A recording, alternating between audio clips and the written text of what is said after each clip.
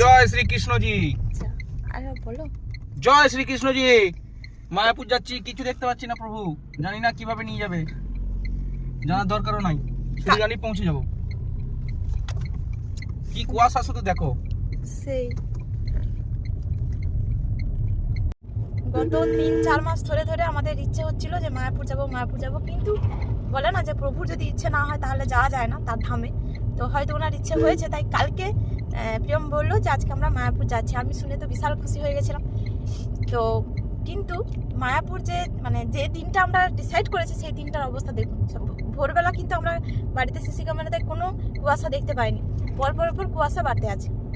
কিন্তু কুয়াশাটা দেখুন, এখন বাজে সকাল 8:15, কিছু দেখতে পাচ্ছি না। তো বেলা যত বাড়ছে কুয়াশা তত বাড়ছে। জানি না প্রভু হয়তো চাইছে যে আমরা যাতে মনে রাখি এই দিনটা স্মরণীয় হয়ে থাকবে আমাদের কাছে, যে কিরকম কুয়াশার মধ্যে আমরা গিয়েছিলাম। সকাল 8টার সময় যদি এরকম কুয়াশা হয় তাহলে কি অবস্থা।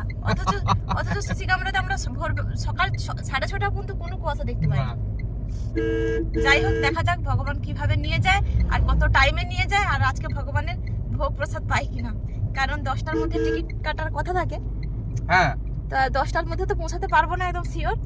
তো কি হয় দেখা যাক, ভগবানের কি ইচ্ছে।